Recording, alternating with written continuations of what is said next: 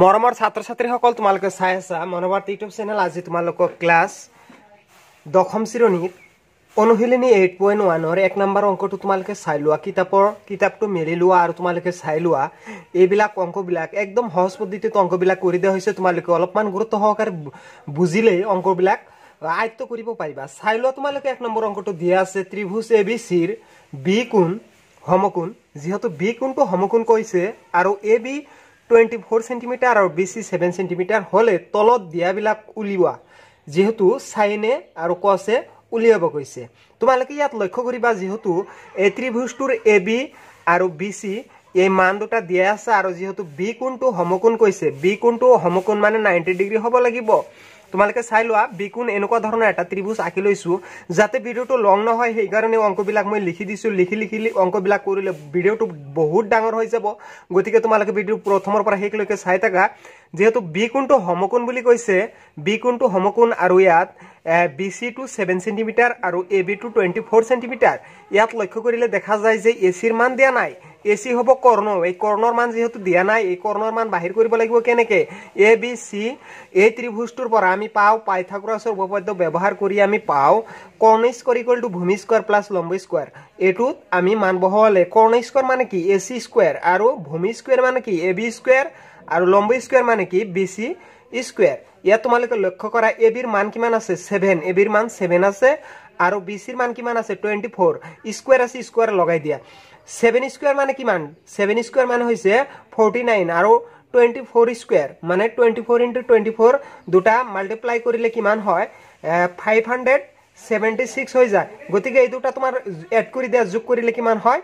যোগ কৰিলে হয় 625। ইয়াত AC যেহেতু ইয়াত স্কয়াৰ আছে, স্কয়াৰটো উঠাই দিব লাগিব, তেতিয়াহে এৰ মানটো আমাৰ বাহিৰ হ'ব। গতিকে এচিৰ মানটো বাহিৰ হ'ব। গতিকে এচিৰ ইয়াত ৰাখি দিয়া আৰু ইয়াত স্কয়াৰ উঠাই দিলে ইয়াৰ লগে লগে ৰুট ওভাৰ হৈ যাব। গতিকে ৰুটৰ মান কি হ'ব? AC ইকুয়াল টু ৰুটৰ মান 625 ইকুয়াল টু 25 * 25 মানে হল 625। গতিকে 625 বৰ্গমূল হ'ব 25। গতিকে ইমানখিনি আমি পাই গৈছো। এতিয়া তোমালোকে লক্ষ্য কৰিবা সাইনে মানে কি? আমাৰ ইয়াত লক্ষ্য কৰিব লাগিব সাইনে মানে কি। এই ক্ষেত্ৰত আমি গুৰুত্ব দিম। ইয়াত কিছুমান এটা ট্ৰিক্স লিখিলাম, তোমালোকে চাই লোৱা। লম্ব লক প্ৰথমে এটা আমি মুখস্থ কৰাৰ একদম সহজ পদ্ধতিত তোমালোকে মনত ৰাখিবা লক লম্ব বাই কৰ্ণ মানে কি লিখিবা সাইন এ বা সাইন থিতা লিখিলা। তাৰপিছত লক গল, তাৰপিছত ভক ভূমি বাই কৰ্ণ মানে কি কস লিখিবা কসে।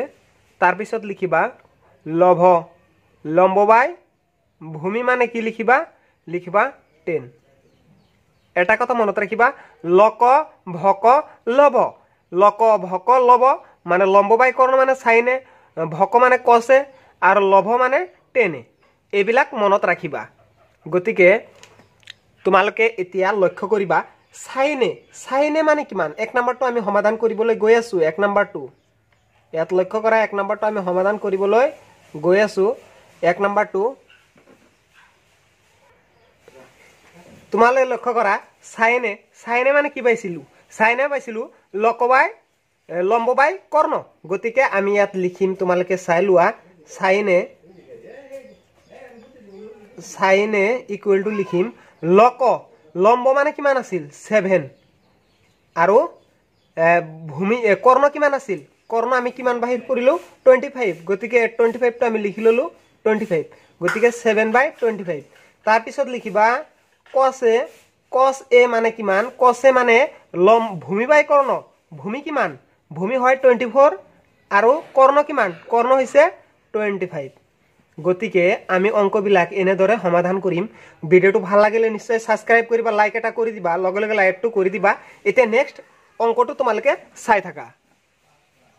তোমালোকে 2 নম্বৰ অংকটো লক্ষ্য কৰিবা। চিত্ৰত দিয়া আছে 10p - cot r নিৰ্ণয় কৰা। গতিকে এইটো আমাৰ নিৰ্ণয় কৰিব লাগিব। চিত্ৰ 8.13 পৰা 10p - cot r মান নিৰ্ণয় কৰিব কৈছে। গতিকে এইটো আমি নিৰ্ণয় কৰিম। চাই লোৱা তোমালোকে ইয়াত দিয়া আছে 12 আৰু 13 দিয়া আছে, যে PQ ইকুয়াল টু 12 দিয়া আছে আৰু PR 13 দিয়া আছে। গতিকে আমি এই মানটো আমাৰ বাহিৰ কৰিব লাগে। এই মানটো দিয়া নাই, এই মানটো আমি বাহিৰ কৰিম। তোমালোকে ইয়াত লক্ষ্য কৰা যে যেহেতু এই মানটা আমাৰ বাহিৰ কৰিব লাগিব গতিকে এটো আমি পাইথাগোৰাসৰ সূত্ৰৰ উপপাদ্যৰ পৰা আমি পাম যে পাইথাগোৰাসৰ উপপাদ্য ব্যৱহাৰ কৰি আমি পাও কি পাও যে আমি জানো যেহেতু যে p r square equal to p q square plus q r square গতিকে এটো আমাৰ লক্ষ্য কৰিব লাগিব এটো পাইথাগোৰাসৰ সূত্ৰ যে কৰ্ণ স্কয়াৰ ইকুৱেল টু ভূমি স্কয়াৰ প্লাস লম্ব স্কয়াৰ ইয়াত আমি এটো মান আমাৰ ৰাখিব লাগিব এই মানটো ৰাখি দিম ইয়াত ৰাখি দিম চাই ল এটো আছে প্লাস এটো সাইডত গলে কি হ'ব মাইনাস গতিকে সেই কাৰণে হ'ব p r square minus p q square গতিকে p r ৰ ভ্যালু কিমান আছে 13 আছে 13 ৰ মান কিমান হয় 169 আৰু মাইনাস আছে মাইনাস 12 ৰ মান কিমান হয় 12 স্কয়াৰ ইকুৱেল টু কিমান হয় এটোৰ হ'ব 144 গতিকে এটোৰ পৰা এটো মাইনাস কৰি দিলে হয় 25 গতিকে 25 হয় এতিয়া QR equal to 25 গতিকে 25 root আছে যেহেতু ইয়াত স্কয়াৰ টু ইয়াত উঠাই দিলে ইয়াত root হ'ব rootৰ মান হ'ব 5 এতিয়া লক্ষ্য কৰিব লাগিব 10p ৰ মান বাহিৰ কৰিব লাগিব 10p equal to কি আমি জানো 10p equal to আমি জানো যেহেতু ইয়াত 10 ৰ ভ্যালু আছে লম্ব বাই ভূমি লম্ব কিমান আছে ইয়াত এটো p ধৰিলে লম্ব হ'ব 5 যেহেতু ইয়াৰ ভ্যালু 5 পালো আমি লম্ব হ'ব 5 গতিকে 5 আমি লিখি ললো এতিয়া তোমালোকে লক্ষ্য কৰিবা এটো আমি 5 মান বাহিৰ কৰিলো আৰু 10 ভূমি কিমান হ'ব ভূমি হ'ব 12 এটো বাহিৰ হল ভূমি হ'ব 12 এতিয়া আমি কট আৰু মান বাহিৰ কৰিম কট আৰু মান বাহিৰ কৰিম কট আৰ এটোৰ উল্টা 10 ৰ উল্টা কি হয় কট গতিকে এটোৰ মান কি হ'ব ভূমি বাই লম্ব হ'ব ভূমি বাই লম্ব ইকুৱেল টু কিমান হ'ব কটে মানে তেন্তে আমি এটো কট যেহেতু আর ৰ ভ্যালু বাহিৰ কৰিব দিছে তেন্তে ভূমি বাই লম্ব ভূমি কিমান হ'ব ভূমি ইয়াত হ'ব 5 তার পিছত লম্ব কিমান হ'ব লম্ব এটো হ'ব 12 এতিয়া আমাৰ বাহিৰ কৰিব দিছে কি বাহিৰ কৰিব দিছে 10p minus cot r গতিকে সৰি ইমপ্লাইজ দিব নোৱাৰি ইয়াত যেহেতু এটা মান আছে গতিকে ইয়াত কি লিখিব পাৰি 10p minus cot r 10p ৰ মান কিমান বাহিৰ হল 5/12 minus cot r ৰ মান 5/12 ইয়াত তোমালোকে লহাগু লোৱা 12 এটোৰ মাজত যে 1 বাৰ এবাৰ যায় মাইনাস এটো যা 1 গতিকে 1 minus equal to 0 এটোৰ ভ্যালু হৈ যাব কিমান 0 গতিকে 1 ৰ পৰা 1 গলে 0 0/12 মান equal to 0 গতিকে এটোৰ মান ভ্যালু হৈ যাব 0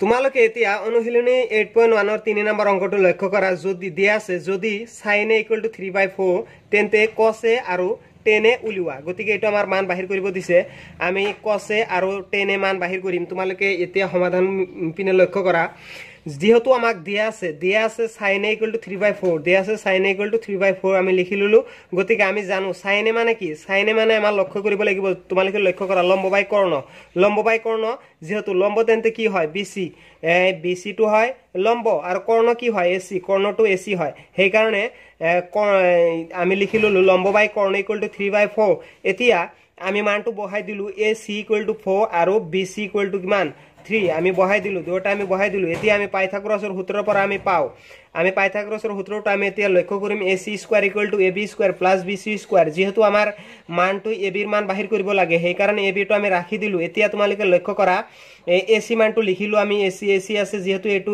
ঠাইত প্লাস আছে এটো তাত গলে কি হ'ব মাইনাস হ'ব সমীকৰণ হেতু ফাইলত গলে মাইনাস হ'ব এই কাৰণে BC স্কয়াৰ হ'ব এতিয়া AC ৰ মান কিমান 4 স্কয়াৰ আৰু BC ৰ মান কিমান 3 স্কয়াৰ টো আমি লিখি দিলু এতিয়া 4 স্কয়াৰ মানে 16 3 স্কয়াৰ মানে 9 এতেকে 16 পৰা 9 গলে কিমান থাকে 7 গতিকে 7 যেহেতু থাকে ইয়াত ৰুট ইয়াত স্কয়াৰ আছে AB স্কয়াৰ আছে স্কয়াৰ টু উঠাই দিলে ইয়াত কি হ'ব ৰুট 7 যেহেতু 7 ৰ বৰ্গমূল 7 এ হয় ৰুট 7 এ হয় গতিকে ৰুট 7 এতিয়া আমি অংকলৈ আহিম তোমালোকে লক্ষ্য কৰা এতিয়া আমাৰ বাহিৰ কৰিব দিছে cos a আমি লিখিম cos a মানে কিমান cos a মোৰ অলপমান এটো পিনে লক্ষ্য কৰা এই নাম্বাৰটো cos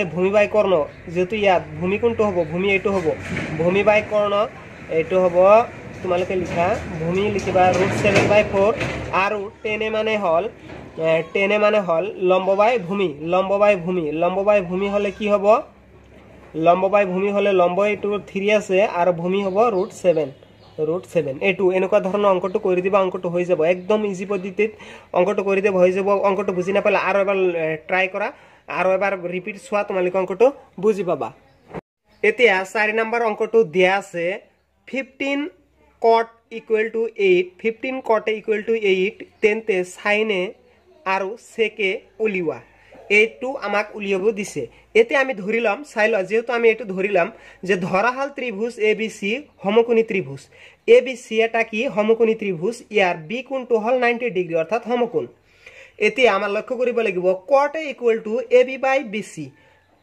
cot A যেহেতু আমি এইটো কেনেকৈ লক্ষ্য কৰিম চাই লোৱা cot A equal to AB by কিমান আছে BC ইয়াত আৰু এটা লক্ষ্য কৰিব লাগিব তোমালোকে আৰু এটা লিখি লবা হেতু তোমালোকক দেখুৱাৰ কাৰণে এটো এনেকুৱা এতে লিখি আছো যেহেতু দিয়া আছে 15 cot A equal to 8 তোমালোকে লিখিবা মই ঠিক যেনেকৈ লিখিছো তোমালোকে এনেকৈ লিখিবা যে cot A equal to কি লিখিবা cot A equal to লিখিবা ইয়াত লগত আছে এটো মাল্টিপ্লাই অৰ্থাৎ পূৰণ হেতু সাইডত গলে কি হ'ব হৰণ 8 বাই কিমান হ'ব 15 এতিয়া তোমালোকে চাই লোৱাচোন এতিয়া চাই লোৱা যে cot A equal to 8 বাই কিমান আছে 15 আমি জানো কি cot A মানে কি cot A আমি জানো লম্ব বাই ভূমি বাই লম্ব মানে কি ভূমি বাই লম্ব মানে কি AB